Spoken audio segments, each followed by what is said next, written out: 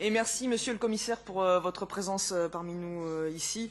Je suis ravie qu'on ait la possibilité d'avoir cet échange dans un contexte bien particulier, vous l'avez évoqué, on l'a tous en tête, évidemment, bien sûr le Brexit, mais aussi l'échéance toute récente d'un premier tour en France avec un parti d'extrême droite qualifié pour le second tour. Et même si certains semblent s'en accommoder ou trouver ça normal, ça reste quelque chose de particulièrement marquant et grave.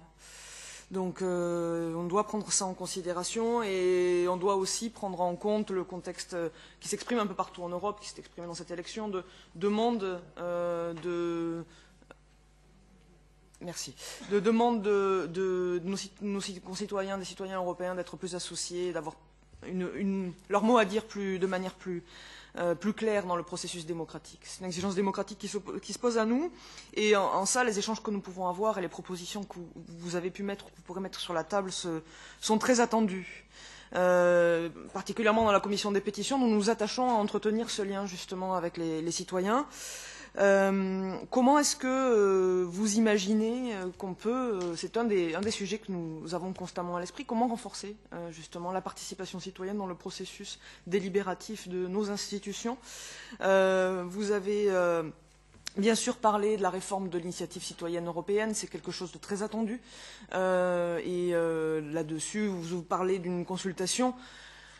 Est-ce que vous pouvez, bien sûr, on va laisser se dérouler la consultation, mais est-ce que vous pouvez aussi nous en dire un peu plus sur votre vision de ce que pourrait être une potentielle réforme? Qu'est-ce qui pose problème aujourd'hui dans son fonctionnement?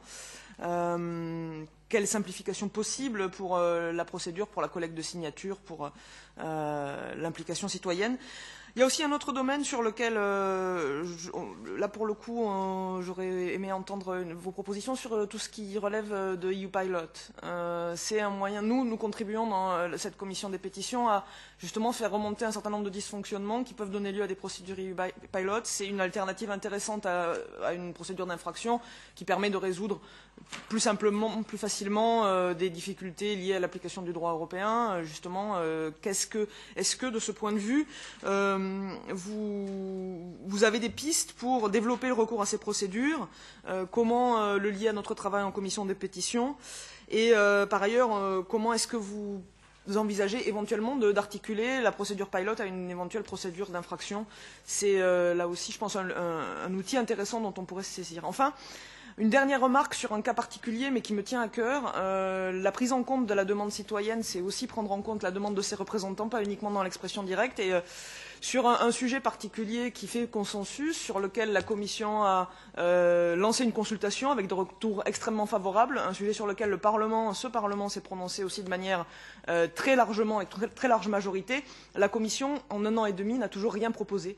Alors je sais qu'il y a un attachement à proposer une législation la plus efficace possible, mais quand un tel consensus se dégage, et je parle en fait de l'extension des indications géographiques aux produits non agricoles, qu'on a une unanimité des États membres, de la société civile, du Parlement, on attend de la Commission qu'elle suive. Donc là-dessus aussi, peut-être en dehors de cette réunion, parce qu'on s'écarte un peu du sujet des pétitions, je serais curieuse d'entendre votre réponse. Merci, Monsieur le Commissaire.